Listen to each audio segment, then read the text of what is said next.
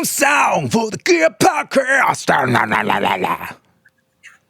Welcome, everybody. They might have distorted, actually, but that's cool. I've sort of set the levels. That's all part of the effect, bro. Yeah, that's I'm trying to get a bit more aggression in the intro there, just so people know what they're in for. Uncle Leon, how are you, you absolute dog? Sure, bro. Pretty good. Picking up the lingo? Picking up the lingo, coming at you from sunny Auckland. Look at that. New Zealand. On the far east over there, hey? Mate, I am in 1901 at the moment because that's my room number. Nice. So, yeah, there's the Sky Tower. Mm-hmm. I can see about that much of the top of it from here. I can see about that much of the harbour. But, yeah, otherwise, Auckland's a pretty sweet city. Nice. Been having a good time. So what about you, mate? Oh, mate, I'm just living it up. It's the best day of my life, like every day. Every day's better than the last. Football starts tonight, so that's pretty cool. It's very exciting. Round zero, Sydney Demons. Sydney versus Demons, so that'll be cool. Grundy v Gorn, mate. You going to watch? Yeah. I might have to try to figure out a way to do that. KO? Have you got KO? I don't, but you want to go halves in KO? You want to go halves in KO? Like in shares for the entire company? Yeah, let's do that. Yeah, let's do that. And then we can cop the fines when they post those illegal gambling ads. Mate, I'll probably just watch it on AFL.com by watching the score go up or watching the worm, which is something I do quite a lot.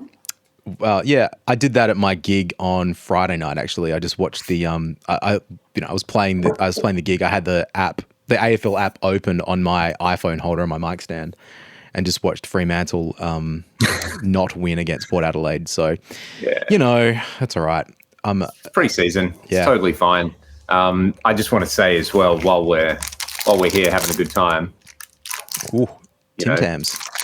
Now, what flavour is that? I can't read it from there. This is gooey. This is chewy caramel, which normally I would.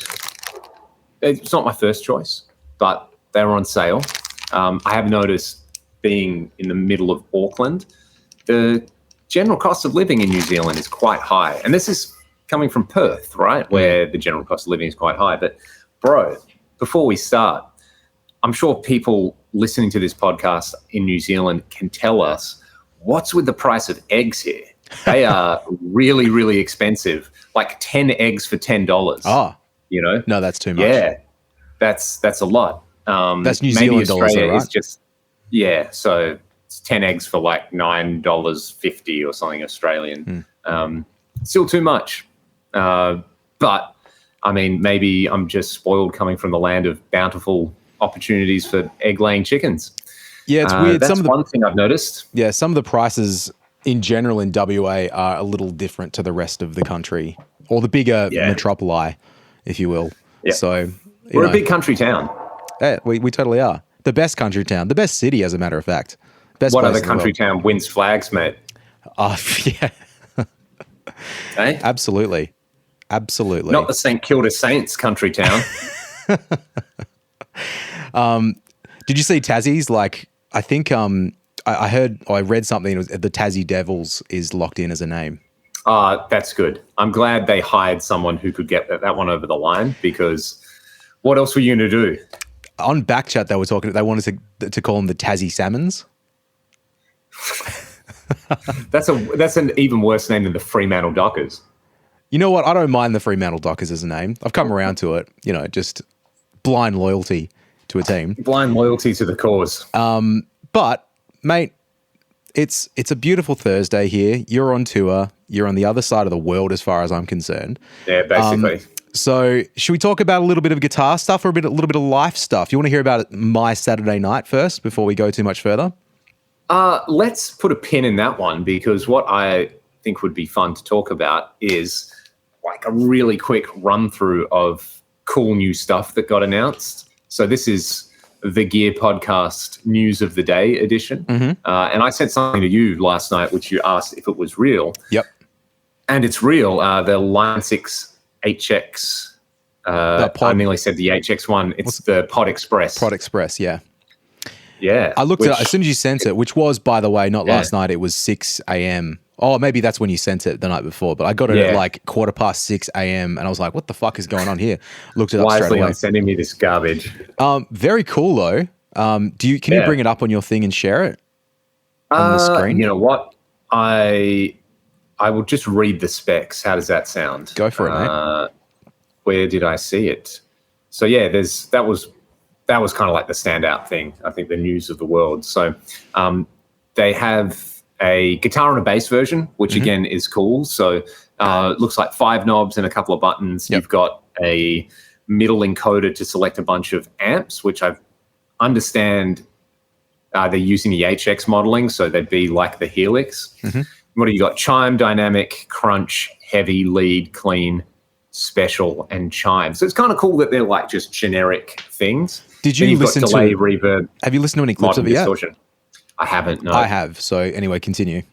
You read the specs, and I'll talk about it. You've got 7 amps. You've got IR-based cabs. 17 different effects in there. And a built-in looper, which is pretty cool. Then you have a bunch of, the usual USB-C audio, yada, yada, yada, yada. Line 6 Pod Express. So, and the price was what, $179 US? Yeah, very good. Very good. Very, very attractive. I like a lot of stuff Line 6 has released recently. It's just like, man, you're shooting fish in a barrel with that one. Lots of people are going to want one and just use it. And, I'm surprised they didn't do it earlier. Was it on this? It might have been pre us podcasting and us just talking bullshit. But remember when the HX Stomp XL came out, and we were just joking. It's like, it's just are they gonna just do any measure of buttons and until they've literally used the amount of numbers, and now this is kind of proving that again. It's like I thought with the HX1, then that was probably going to be it, and now this guy comes out. How do you get less than one pod? Yeah. So again, I've watched some clips. So I haven't read the manual, but I've seen virtual manuals of it and heard what it sounds like. It sounds great from initial tests that I've heard. I think a couple of things that are interesting about it. Firstly, it's interesting that it's kind of labeled. Amp sounds are labeled in the same way like a Boss Katana is, where it's not like here's your Fender and here's whatever, which is cool. I know this is not pitched at, not to pump ourselves up, but like full on gear nerds. Yeah. This is because it has a headphone jack on it with like a little mini, like a Walkman style, rolling volume control. So it's definitely pitched at a lower range. But yeah, like it looks awesome. There's one thing missing from it, which I don't know if you can pick already what is just like a real disappointment for me and probably you. An XLR output? Not an XLR output, but for something that has like, super duper amps and presets and effects and the whole shebang. What's like MIDI? MIDI, yeah. They've gone all universal audio on us, have they? Yeah, because like when I looked at it, so again, a couple of things. So the amp sounds really good. I don't know what they're all based on. It doesn't really matter because they just give you, at the end of the day, distortion's kind of distortion, right? It's fine.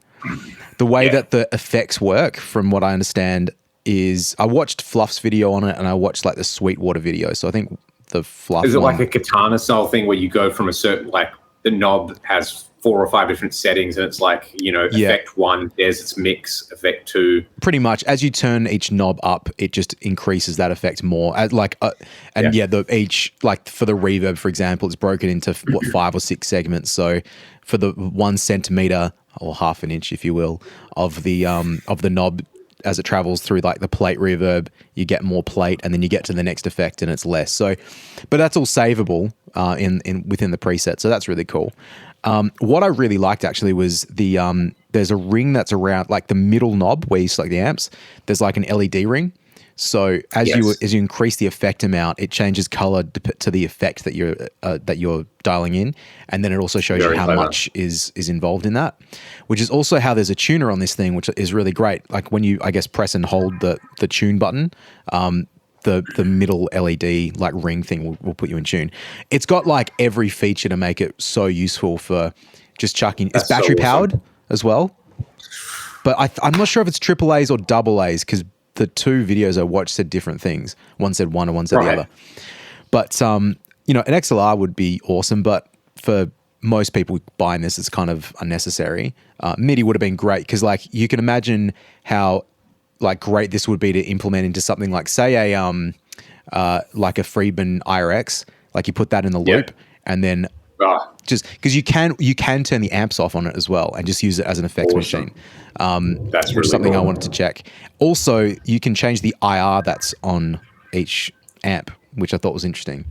There's a lot of, I don't know if it's hidden features, but I think there's a lot about driving it that you sort of need to read the manual. I think you can also use it as a USB interface too, which is like incredible. There's so many uses for this thing, man. Like, and particularly for the price. Like, I've got like one of my students, my only student, really, my only guitar student. He's at that age where he wants to be able to record things. It's like, man, just buy this, and like I could imagine him taking this to every school. And it works. Yeah, but he could take it to every school gig. Like, just chuck it in the bag, bing, bang, boom. Like, it's really cool, man. I really, really like it. Like everything that comes out in this form factor, I look at it and think if I can use it for the Dockers games, which it's sort of... I also think that about gear could Troy use this for a Dockers gig. Yeah, maybe this is the year that I take something different. I don't know. It's because I still haven't got confirmation as to, unless they've sent an email on the last, like... No, they haven't.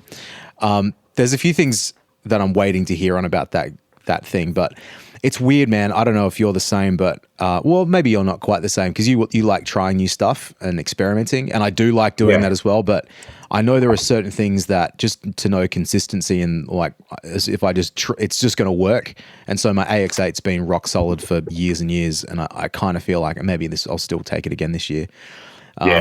But anyway, man, I think it sounds really cool. Like there's just every like 2 months there's a new product that looks like this that I just desperately want to go out and buy. Like the Two Notes Opus, the what was the Boss one, the IR2. I wanted to buy that. IR2, correct. The TC Electronics little like JCM 800 pedal, want one of those.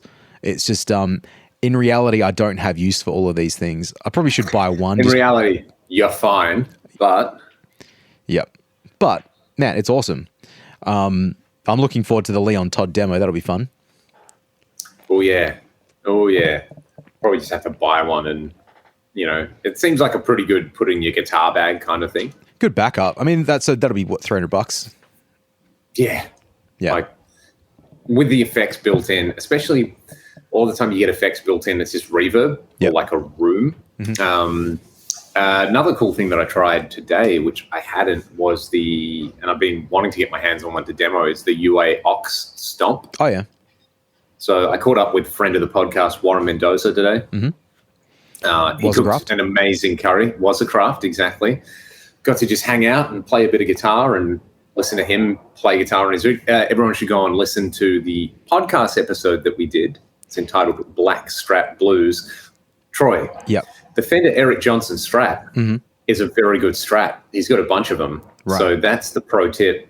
I was playing one and I was like, man, this is amazing. But he's got the Sir MLs in there. So kind of sounded a little bit like my Strat. It just played a lot different.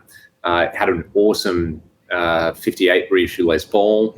Like everything in there. You know when you just like everything someone has is there for a reason and it's the best example of what it is. He's got some cool gear, man. Far out. He's a great player. Man, like I watched one of his videos a couple of days ago, actually. Awesome. So you had a Marshall 50-watt bass model, not a super bass, a bass model, and he'd modded the normal channel to be a like 60s super lead circuit. All right. Oh, it was good. Like you got two very different things out of each side, and the custom audio 100 amp head. Yep. Magic. So good. And another great trick that I picked up from Warren. I can't believe I haven't tried this. He was loading down his old Plexi and running it to a Sir reactive load, then running the output of the Sir to the power amp input of another Marshall. All right. And using that to drive a cab, kind of like a Fryette power station or something. That's interesting, yeah. And it sounded really good because you're not really driving the power. Because I was like, man, it's such like, Bogner Uber cab in the room. I was like, that's a really reasonable volume to have that. And he's like, yeah, it's basically just what the power station does. You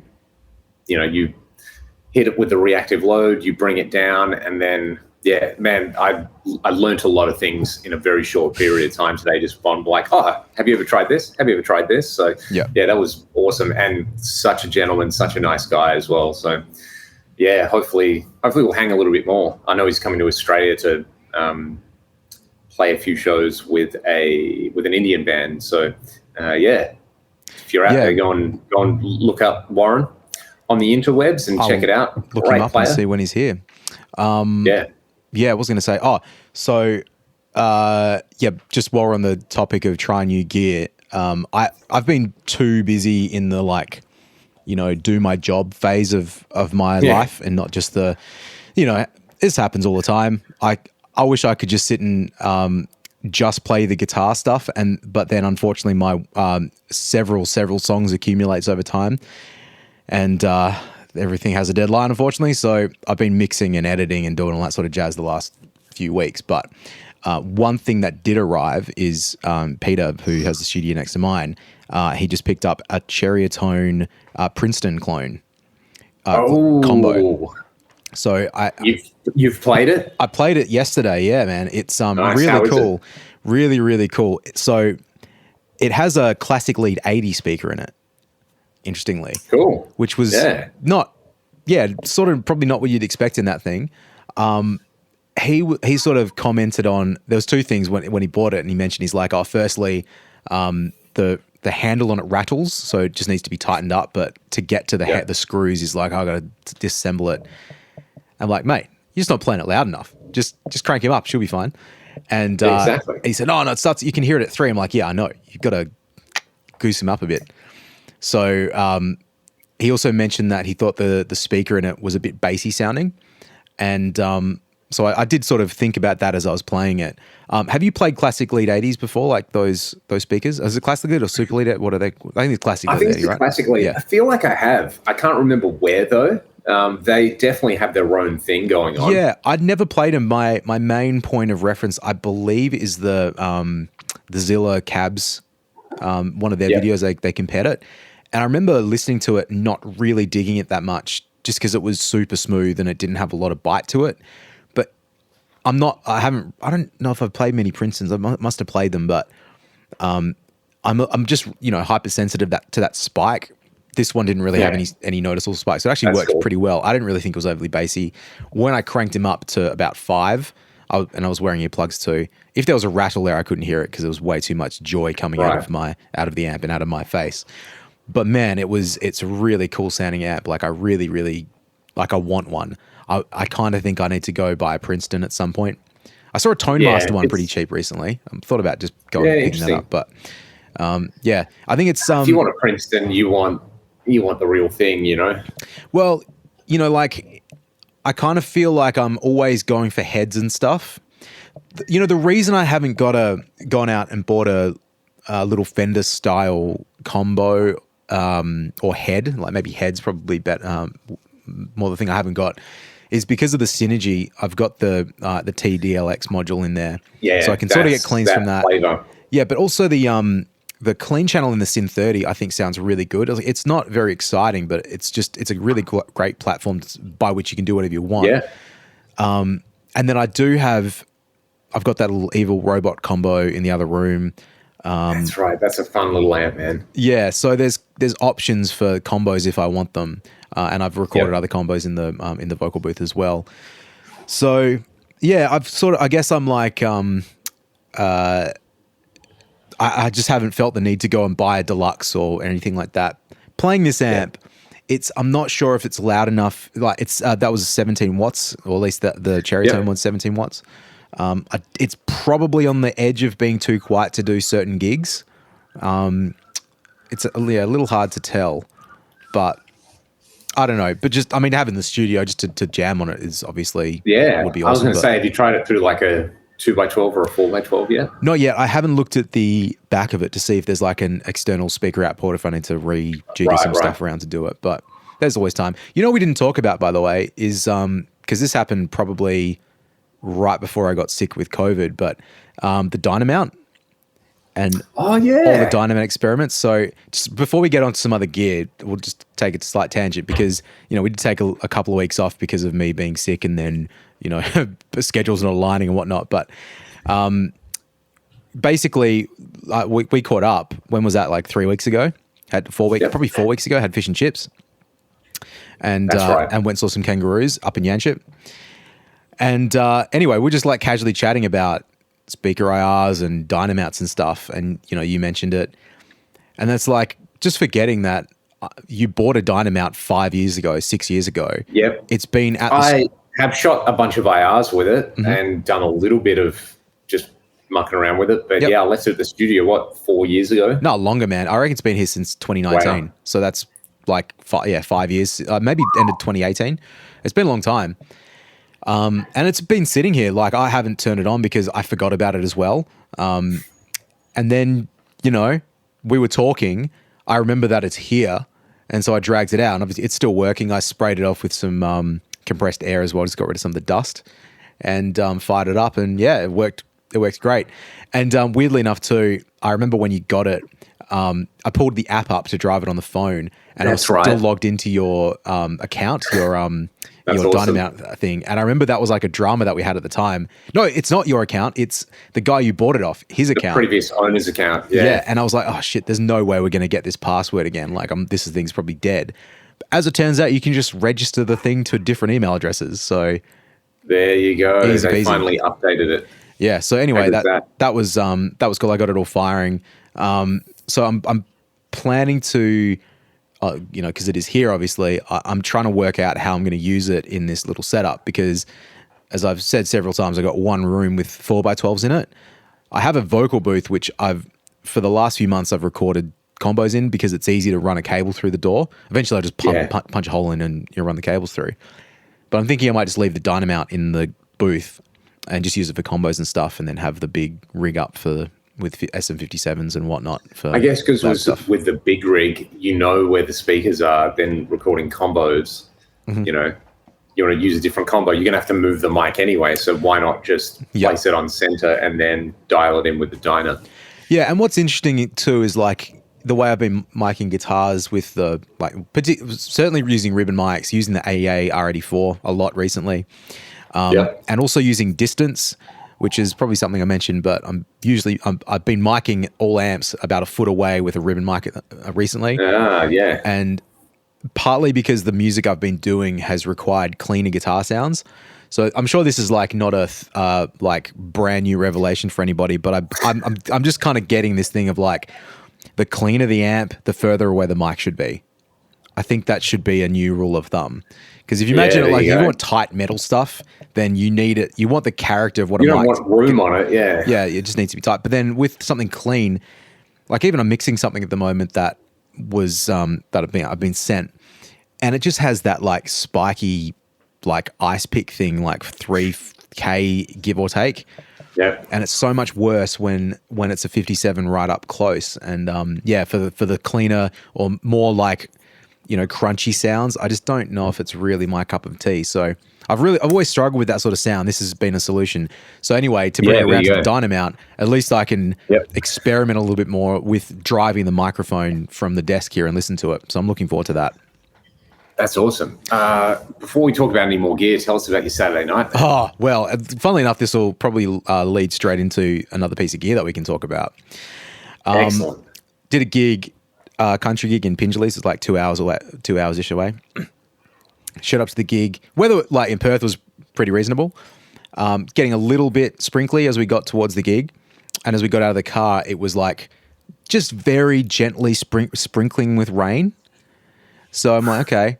Show up to the gig, country gig. Is on the back of a trailer. You like playing on the back of trucks. That old classic. Yep. So imagine like a big long truck trailer thing, right?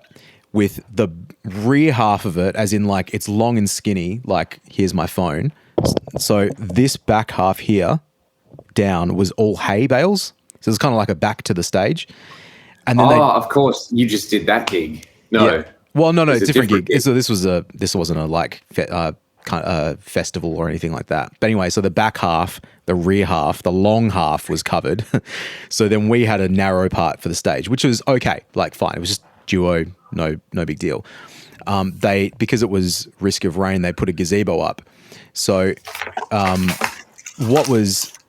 where they placed the gazebo was not over the front of the stage where the band was playing. It was actually mostly centered over the hay bales, with quite a large amount of the stage being exposed. You could probably understand where this story is going. Anyway, we played the first set, sprinkling down, and they were saying like, "Oh, is this going to be okay?" And I said, "Look, if it's sprinkling like now, everything should be fine. Like, it's so gentle and it's very inconsistent. I'm not going to like freak out if anything happens." "Oh yeah, no, it'll be fine. It'll be fine. We checked the weather reports. It's all good. This will be the worst of it." I'm like, "Oh, sweet, no problem." Anyway, do the first set. That's all fine. Do the second set. We'll go on to do the second set, and it starts to rain quite a bit more. I'm like, all right. Hadn't really been checking the gear that much during the set break, and as I went on stage, everything was fucking flooded, man. The pedal board covered in water. My guitar case, which was sort of lent a little bit to stop some of the water coming in, was soaking wet. As it turns out, the gazebo that they had set up was dripping water directly onto the pedal board. So that was part of the reason. So I'm like, well, this is not great. And in any other situation, I would just canned it, but we didn't. We played one song, and as we were playing the first song, it just got wetter and wetter. So the people at the party were like, "Oh, we'll put some tarps up." So they grabbed the tarps, they put it right in front of the stage, so what you could only see the top of our heads. But we had the speakers, because the truck was quite high, we had the speakers resting on the truck.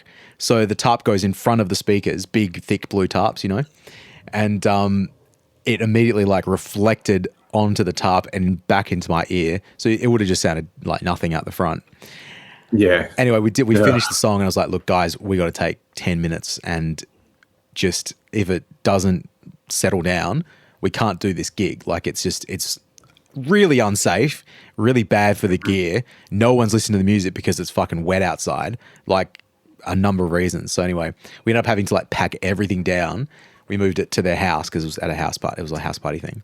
Moved it to the patio, fired it all up again. Great, let's do it. And then, pedal board shits its pants. Got one song through. Somehow the volume had dropped significantly, like by about 30 dB coming out of the pedals. I'm like, well, that doesn't sound great. And I said, look, for the second time, guys, I got to take a break because I can't get through this gig without having this. So I use an RC500 looper for drum machine rhythms, and then obviously for looping as well. It's very integral to the gig. I've got to work out what's going on and which piece of gear is wrong. And I thought maybe it's a cable, maybe it's this, and maybe it's that. Anyway, I took a break and I isolated it down to the RC500 looper. Has very much shat its pants. When I was pressing a button on my Morningstar MIDI controller, any button on that would make the screen do weird shit on the RC500. So something janky's going on. So it might be okay because, it may just be that there was a little bit of water. It may be something was shorting. Maybe it's not the end of the world. The problem is I've been so busy the last few days, I haven't been able to get the board out to test it. I haven't had a chance to test it, yeah. So, and now that it's a bit of a Schrodinger's cat situation whereby the pedal board could be working or not working, I don't know. Yep. And I have a gig tomorrow night, so I really need to check it today because if it is broken, I'm going to have to go and buy another fucking RC500 looper, which I don't really want to. That's $600 or something. And our dishwasher broke as well on Sunday, so I needed to buy another fucking dishwasher too. It's mate, just put the pedal in the dishwasher and they'll cancel each other out. So anyway, mate, that's my personal dramas. I'll let you know next podcast how that went. However, this does bring us to another piece of gear, Uncle Leon. Which piece of gear do you think I might be talking about? You're a big fucking Ed Sheeran fan. You're a big Ed Sheeran fan. You love him. You are. No, you are, mate. Tell me about Ed Sheeran and tell me about his looper pedal, hey? What do you know about it? Well, I had to play a Rupert Grint song, a Ron Weasley song for someone's wedding. Oh, yeah. Because they really wanted it. And it was, the song, Thinking Out Loud? Yeah, Thinking Out Loud, which I just know how to play. Yeah. I can't remember when I learnt it, but they were like, can you play this? And I was like, yeah, I know that. It's not a terrible song, but it's fine. Yeah, normies love it for weddings. It's just another lame song that he writes. They're all lame. They're fine, but they're lame. John Mayer or Ed Sheeran, who are you choosing, Troy? Oh, mate, honestly, I think I probably have to take John Mayer in that situation. There you go. But man, it's just we've laid down some pretty clear guidelines right there. You know, like when we look back in 20 years' time, when high school students are learning about music history, you're going to be looking at John Mayer and Ed Sheeran as the pinnacle of like 2000s music. Like probably, yeah. What was it like to be a man? What was it like to be a man in 2020? These guys. Yep. Probably early. I reckon it's the peak of like 2011, 2012. I mean, obviously Ed Sheeran got way more popular after that, and probably John Mayer stabilized. But man, that's just, it's not the same as when we were kids, Uncle Leon. When we were 18 years old, looking up to George Lynch. When we were being asked if we licked a dick today. Yeah. You didn't respond to that in your live stream, by the way, when I said that. So, well, mate, let's answer that on the next one. So developed the Ed Sheeran Looper thing. There's a small one and there's a big one, and I want to know if it's just a repackaged Headrush Looper board. Remember that gigantic thing that seemingly no one bought, or if there is some actual design stuff he's bought into it, because he uses an Ableton-based thing with a custom MIDI controller, right? I don't know. I haven't really looked into his looper setup, to be honest. It's pretty sophisticated. It's pretty cool. It's, there's some gear happening in there. It's not just like, let me bring the specs up. RC500. Can I actually, if I can find it, I'll see if I can share it. Ed Sheeran Loop. I didn't realize it was so expensive at first because I was talking to someone about it the other day. And they were like, oh, yeah, it's like $3,000. I'm like, fucking hell, for a looper? What? Jesus Christ. But the small one appears to be, the small one appears to be $583 for 2-foot switches. Okay. Let me see if I can present something to you. Which isn't out of the ordinary for multi-track. I mean, think of the Boss RC500. It's probably around a similar price point. Yep. Do you still have the old Jam Man? I sold the Jam Man. Did that share, by the way? Can you see there we go. There you go. No, I sold the Jam Man when I got the RC500 because it ticks kind of all my boxes. So that's what she looks like. Yep. This is the small guy. Yep. So it looks like there's a record play button on one side, stop on the other, instrument mic, main outputs. I mean, I'm sure it's just a looper. Let me just see what it says. Sheeran Looper is next generation powerful portable dual track looper pedal. Features Ed Sheeran's looper workflow, stadium grade die-cast aluminium pedals, and intuitive screen. Designed by Ed and his production team using DSP, powered by Headrush, etc., etc. 2 pedals, infinite possibilities, same premium design. Blah, blah, blah, blah. This is all probably pretty boring. Let me see. Looper offers intuitive looping out of the box with 4 different looper modes. A single mode, which is 1 track with limitless layers for creating simple things. So that's probably pretty straightforward. Multi-mode, 2 tracks with global loop length for building tracks just like Ed's stadium shows. Sync mode, so 2 tracks with different lengths that automatically stay in sync with one another. And song mode, so 2 tracks with same or different lengths that function as independent song sections. Okay. The stuff you can already do that on something like the RC500, hey? Yeah, you could do it on most, the RC500 or the 600, or I think even the RC500, you could do a similar thing. Yep. Let me see. Stadium Edition? What is this? This battery power. Oh, no, that's his guitar. Sheeran guitars, okay. I'm on his website, I think it's developed with Loudon, right? Okay, there's the big boy. Yeah, so here you go. I believe so. Oh, I reckon that other looper the price might be more expensive than what I just said. So this is the big guy. This has got 8-foot switches. Looks like it's an iPad for a screen, so that's kind of interesting.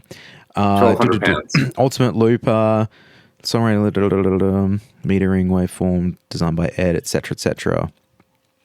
Stadium grade hardware, everything under control. Raise the bar with ultra responsive multi-touch display and navigation. That's cool. Virtual keyboard appears to name tracks. That's clever. I do appreciate that. Is there something like that in like the Neural? I don't know. So the Neural one is just using, there was a rack-mounted looper called the Echoplex Pro. Gibson later bought them. So there's the Gibson Echoplex Pro, but it's a looper and it has a bunch of features sort of unique to it. So Echoplex Pro style looping is a thing. That's when you can like insert there's like the insert function and multiply and things like that, which the Quad Cortex actually implemented, which is why it's a pretty cool thing. I'll just read this for you, mate. So 5 creative looper modes. So you've got multi-mode, which is 4 tracks with global loop length, building tracks just like Ed Stadium's stage looper. Sync mode, which is 4 tracks with the same or different lengths that automatically stay in sync. Song mode, 4 tracks with same or different lengths that function as independent song sections. Band mode, 3 tracks with the same or different lengths that function as independent song sections, etc. So verse, chorus, etc. And the global track that can be used for all song sections, for example, percussion. And free mode, which is for unsynchronized tracks with no rules. So FX from Headrush, which is kind of interesting actually. So it features a full array of individual multi-processor chains to enhance the sound. Choose from 9 multi-effects racks. Alternatively, customize your own single effects. I'm just seeing if there's amps in here. Yeah, I wonder if it's just got the sort of Headrush stuff. The Sheeran Looper powerful onboard effects engine from Headrush. Yeah, I need to look at that a bit further. I tell you what, man, like I probably am not. My immediate reaction is to shit on this thing. I gotta have a look at it a little bit more. I want to see a picture of the I/O. Here we go. Can I click to expand? Can you all see that? So it's got some. It's for 4 inputs there. Some balanced outputs. USB. I imagine it's the sort of thing that you can just plug a microphone into as well. Yeah, well, there's 4 XLR inputs on it. So, yeah, wow. That's kind of interesting. I'd probably... I mean, I don't think it has the drum machine stuff that I need from the RC500. Because my RC500 is dead.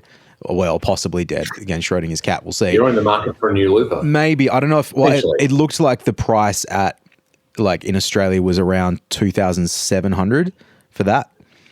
But... You know, if I look at that and think about how I work with the gigs that I do, if that has amps in it, that's quite useful, and effects and stuff. It means that hypothetically, because my system is HX Stomp for all the amps and effects, with the RC500 in the looper of the HX Stomp. Yep. But that runs all the drum machines and everything syncs perfectly. Because I was going to replace that with a Beat Buddy a little while ago. Yeah, the drum machines in the Beat Buddy, like you can program your own loops with MIDI and stuff. That's cool. Getting it to sync, I read a few articles that made it seem like it might be a little difficult to get things to sync. So yeah, anyway, it's kind of why I didn't end up ponying up the cash for that. I see. This is like... If you're working like Ed Sheeran does, you're tapping on the guitar and doing all that sort of stuff to get your sounds. So that's awesome if that's the way that you're going about doing it. You know, because I don't like Ed Sheeran's music and I find it very boring and lame. I don't really understand how he does his stuff. So if it was with an Ableton rig, I don't know if like with his music, if it's like, all right, everybody, I'm going to spend a minute and a half like recording the sections in of the song so that I can play the song for you, or if he's able to organically do everything on the fly. Like, I think it's more of he's using Ableton's looping function a lot, but there's also like pre-recorded loops he can bring in, you know? So it's sort of like you've got all the elements for the song there and you can bring them in and out and you can create some of them live and some of them are, you know, yeah, from what I understand, it's like an impressive setup. Yeah. And it mostly works. I think I just want to be really clear. Like, I just really don't like his music. I know I've said that. I don't have, like, the record show. As a player and from what he's able to do as a performer, I have ultimate respect for that. And that sort of music lends itself to that style of performance too. Yep. Whereas, like, song that sounds like a Dokken song, second time referencing George Lynch in the same pod, or music that I like is not really like made for that.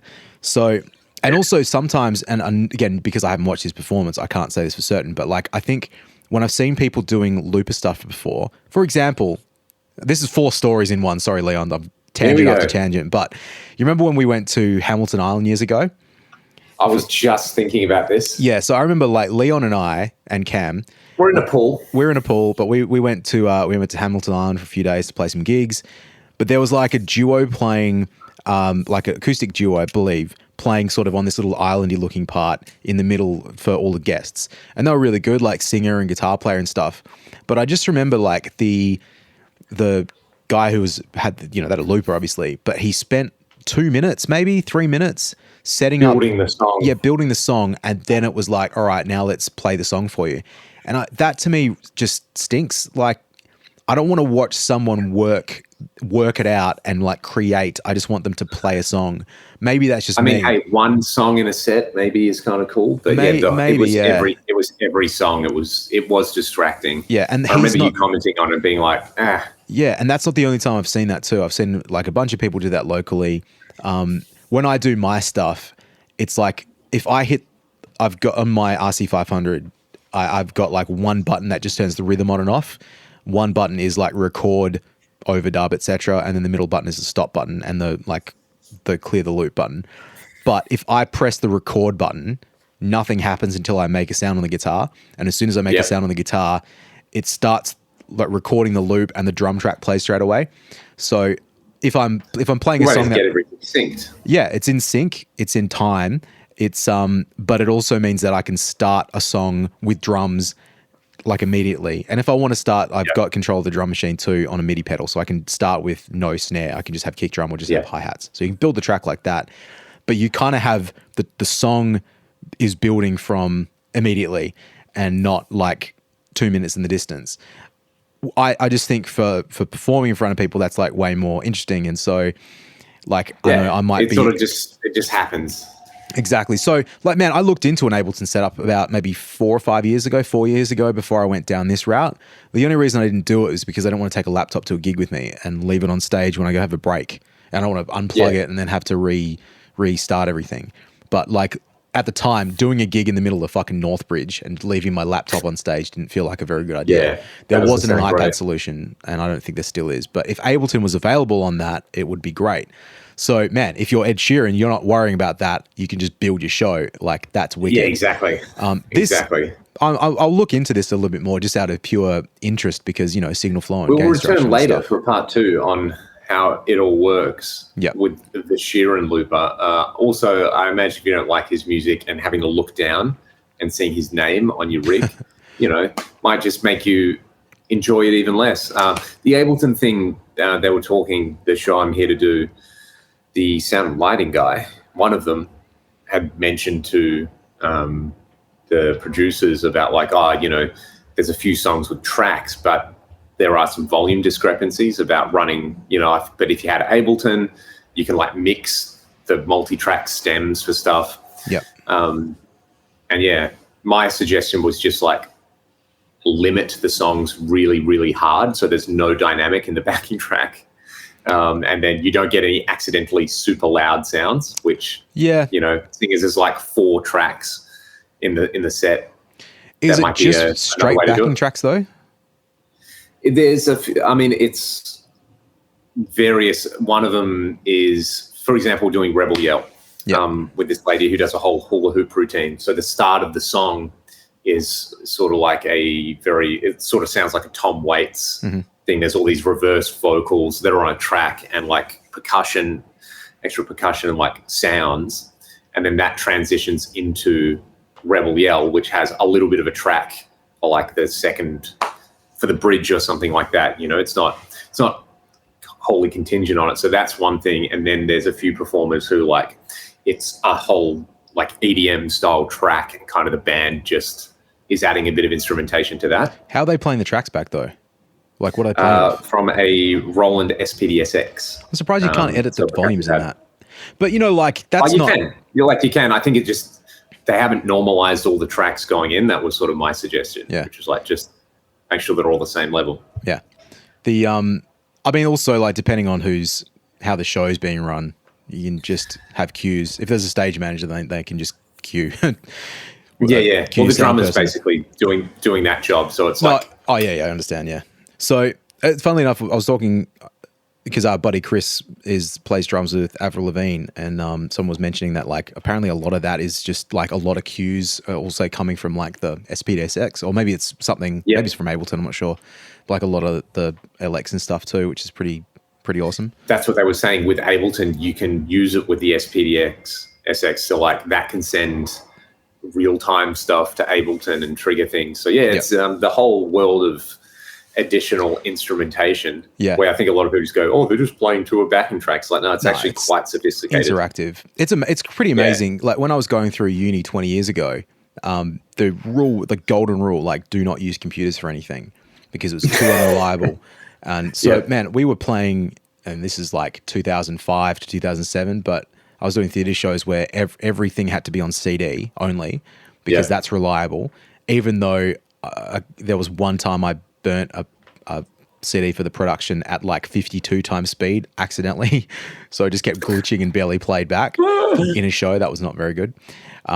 But there were a lot of issues with consistency of playback from laptops and stuff. It was just generally accepted. You just don't do it. And extending past just that, like, man, playing, if you're in a band, like playing backing tracks and stuff, you just wouldn't really do it. But it's all fairly solid. Like, it is still risky. Anything like that is risky. Anything with an operating system that can freeze or whatever, you got to be concerned about. I don't remember if I've had too many issues with that recently. I'm trying to think if the last time I did a gig with tracks. It hasn't. It's been maybe 12 months or so. Yeah. But man, everything's a concern. Can be a concern. But yeah, it's funny back then too. Radio mics. It was just like, do not dare touch a radio mic unless it's absolutely necessary. Now it's like everything, man. Wireless guitars and far out. I watched 5 seconds of Chapper's video with the whatever new X thing with the tuner and the wireless guitar built into one. Mate, that's what I'm using. Oh, well, there you go. So the B8, it's very good. Yeah, really, really good. I used it I use it for the Melbourne show we did. It's perfect. So I brought it over for this. There was a part of this show in Perth where, as the audience is coming in, there's like a pre-show that the band plays. So they had a drum kit like at the end of a catwalk, so the band's like sort of in the round playing. So yeah, having a wireless for that and being able to just walk over and sort of be back behind your gear and do the rest of it was pretty much essential. So yeah, that's been really, really solid. And it's one of those things where you put the transmitter, it like magnetically grips onto the receiver so it can charge when you're not using it. Yeah, that's great, man. Like that's the same as my, what do you call it? My Boss one, what is it, a WL30 or something, or 50, I don't know. But that's and it's got multiple. You can use it as a boost as well if you want to do that.